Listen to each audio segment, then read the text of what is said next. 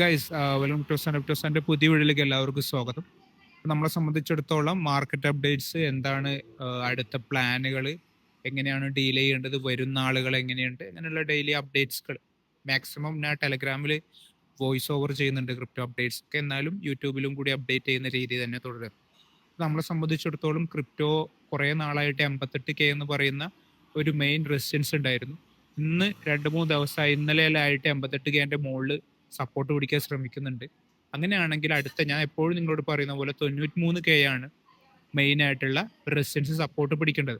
പക്ഷെ ഇവിടെയുള്ള ഇമ്പോർട്ടൻ്റ് ആയ ഒരു കാര്യം എന്ന് പറയുന്നത്, US മാർക്കറ്റ് എൻ്റെയർ ഇന്നലെ വലിയ ക്രാഷ് സംഭവിച്ചിട്ടും നമുക്ക് എന്ത് ചെയ്യപ്പെടാൻ പറ്റി?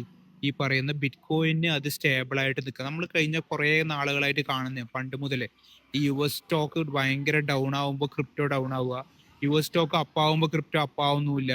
അങ്ങനെയുള്ള ഒരു സിറ്റുവേഷൻ നമ്മൾ ഒരുപാട് കണ്ടിട്ടുണ്ട്. കാരണം നമ്മൾ തന്നെ പറയലുണ്ട്, ഈ US സ്റ്റോക്ക് ഒരു 2% ഡൗൺ ആവുമ്പോൾ ബിറ്റ് കോയിൻ ഒരു 10% ഡൗൺ ആവും.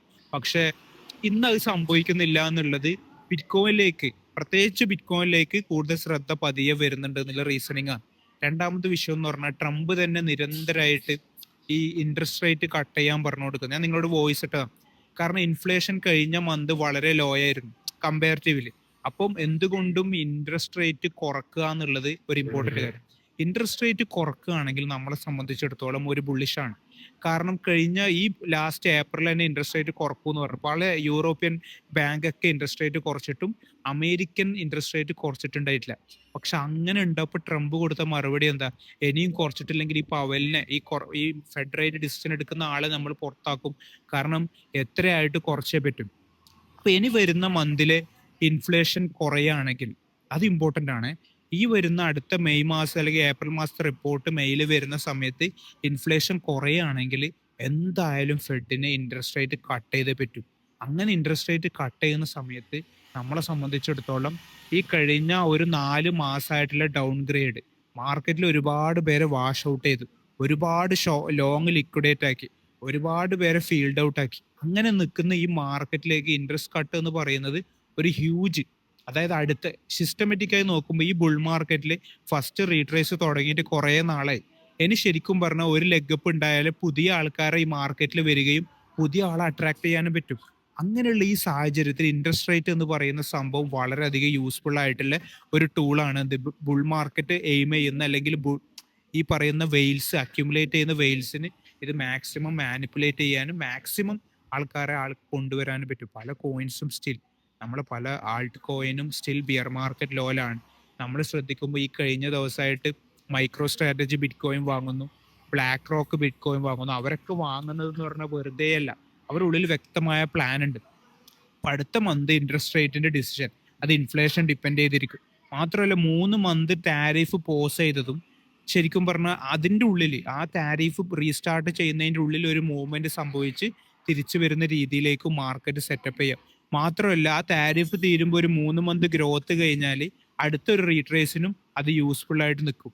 അപ്പൊ കറണ്ട് സിറ്റുവേഷൻ ഒക്കെ എന്ത് ചെയ്യപ്പെടുന്നുണ്ട്, നമുക്ക് ഫേവറേറ്റ് ആയിട്ടാണ് കാര്യങ്ങൾ പോയിക്കൊണ്ടിരിക്കുന്നത്. അപ്പൊ നമ്മളിപ്പോൾ അറിയാം, നമ്മൾ കുറേ ആയിട്ട് പലർക്കും മടുപ്പാണ്. എനിക്ക് പേഴ്സണലി അറിയുന്ന പലരും എനിക്ക് മെസ്സേജ് അയക്കുന്നുണ്ട്. പക്ഷെ നമ്മൾ ചിന്തിക്കാനുള്ള ഒരു വിഷയം എന്ന് പറഞ്ഞാൽ, കഴിഞ്ഞ 6 മാസം ബിറ്റ് കോയിൻ 69K ഉണ്ടാകുമ്പോൾ നമ്മൾ മടുത്തിരുന്നോണ്ടാണ് നമുക്ക് 100K മൂവ്മെന്റ് കണ്ടത്. അങ്ങനെയാണ് പല കോയിൻസ് മൂവ്മെന്റ് കണ്ടത്. ഇങ്ങനെ എല്ലാ കൊല്ലവും നിങ്ങൾ വിചാരിക്കുന്ന പോലെ മടുത്ത രീതിയിലല്ല മാർക്കറ്റ് പോവുക. കാരണം ഈ പറയുന്ന ഹെവി ഷോർട്ടും കൂടി മാർക്കറ്റിലുണ്ട്. നമ്മൾ പലപ്പോഴും ചിന്തിക്കും മാർക്കറ്റിൽ എല്ലാവരും ലിക്വിഡേറ്റ്, പക്ഷെ ഷോർട്ടും കൂടി ലിക്വിഡേറ്റ് ആക്കണം. ഈ മാർക്കറ്റ് ഡൗൺ ആകുന്ന സമയത്ത് ഹെവി ഷോർട്ട് ഓപ്ഷൻസ് മാർക്കറ്റിൽ റൺ ചെയ്യുന്നുണ്ട്. അപ്പൊ അതും കൂടി ലിക്വിഡേറ്റ് ആക്കാനുള്ള പ്ലാനുകൾ നടന്നുകൊണ്ടിരിക്കും. അല്ലെങ്കിൽ എല്ലാവർക്കും ഈ മാർക്കറ്റ് കൊല്ലങ്ങളോളം ഡൗണിലേക്ക് പോകുന്ന സിറ്റുവേഷൻ ആണെങ്കിൽ നമുക്ക് എല്ലാവർക്കും എന്ത് ചെയ്യാൻ പറ്റും, കാലങ്ങളോളം ഷോർട്ട് ഇട്ടാൽ പോരെ. അപ്പൊ ഷോർട്ട് ലിക്വിഡേഷനും കൂടി പ്ലാനുകൾ ഉണ്ടാവും എക്സ്ചേഞ്ചിന്. അപ്പൊ ഇതും നമ്മുടെ ഉള്ളിൽ വേണം. അപ്പൊ അതുകൊണ്ട് ഈ പറയുന്ന മാർക്കറ്റ് റിലേറ്റഡ് ആയ അപ്ഡേറ്റ്സുകൾ അതനുസരിച്ചുള്ള അടുത്ത ഗ്രോത്ത് നമ്മൾ എക്സ്പെക്ട് ചെയ്തുകൊണ്ടിരിക്കണം. നമ്മളുള്ളിൽ നമ്മുടെ ആ പഴയ ഫയർ വേണം. ശരിയാണ്, ഞാനും സജീവമാകുന്നില്ല എന്ന് വെച്ചാൽ ടെലഗ്രാമിലെങ്കിലും നിങ്ങൾ സജീവമായിട്ട് പബ്ലിക് ഗ്രൂപ്പിലുണ്ടാണ്. കാരണം അതിൽ ഞാൻ നിരന്തരം അപ്ഡേറ്റ്സും കാര്യങ്ങളും, യൂട്യൂബിൽ നമുക്ക് അപ്ഡേറ്റ്സ് ഇടാൻ പറ്റുന്നു. ഈ യൂട്യൂബിൽ നിന്ന് ഇങ്ങനെ വീഡിയോ എടുത്ത് ചെയ്യുന്നതിലും സ്പീഡായിട്ട് ടെലഗ്രാമിൽ ചെയ്യാൻ പറ്റുന്നുണ്ട്. പക്ഷെ യൂട്യൂബിൽ നമുക്ക് ചെയ്യണം. നമ്മുടെ 10Xലെ പല, നമ്മുടെ ഷിബ ആയാലും ഡോജ് ആയാലും XRP ആയാലും, നമ്മുടെ പല കോയിൻസ് ശരിക്കും പറഞ്ഞാൽ വളരെ ഇപ്പൊ ഇന്നലെ തന്നെ സെക്കിന്റെ പുതിയ ചെയർമാൻ പോൾ ആറ്റ്കിൻസ് ആണെന്ന് തോന്നുന്നുണ്ട്. പുതിയ ആൾക്കാരൊക്കെ പ്രോ ക്രിപ്റ്റോ സപ്പോർട്ടറാണ്. നമ്മളെ സംബന്ധിച്ചിടത്തോളം കഴിഞ്ഞ ബുൾ മാർക്കറ്റ് സമയത്തൊക്കെ സെക്കൊക്കെ നമുക്ക് ഹെവി ആയിട്ട് നമുക്ക് എതിരായിരുന്നു. എക്സ്ആർപിന്റെ കേസൊക്കെ കണ്ടില്ലേ? ഇന്ന് പുതിയതായിട്ട് നിയമിക്കുന്ന ആള് പോലും പ്രോ ക്രിപ്റ്റോ സപ്പോർട്ടറാണ്. ഓരോ മന്തും ഇപ്പൊ ക്രിപ്റ്റോ സബ്മിറ്റുകൾ നടന്നുകൊണ്ടിരിക്കുകയാണ്. ഓരോ രാജ്യങ്ങളും എങ്ങനെ ക്രിപ്റ്റോ ഇപ്പൊ ഇന്നലെ തന്നെ വിറ്റാലിക് ഇത്തീരിയം ഫൗണ്ടർ പറഞ്ഞ ഒരു കാര്യമുണ്ട്. റഷ്യൻ യുക്രൈൻ യുദ്ധത്തിൽ ഏറ്റവും കൂടുതൽ സഹായങ്ങൾ വന്നത് പോലും ക്രിപ്റ്റോ ബേസ്ഡ് ആണ്. അപ്പൊ നമ്മളെ സംബന്ധിച്ചിടത്തോളം വേൾഡ് ഡിസ്കഷൻ ഈ ഒരു അമേരിക്ക പ്രസിഡന്റ് എന്ന നിലയിൽ അദ്ദേഹം ചുറ്റുമായിട്ടിരിക്കുന്നു. വേൾഡിലെ എല്ലാവരെയും ഒരുമിച്ചിരുന്നിട്ട് ഒരു ക്രിപ്റ്റോ സബ്മിറ്റ് ഉണ്ടാക്കുന്നു.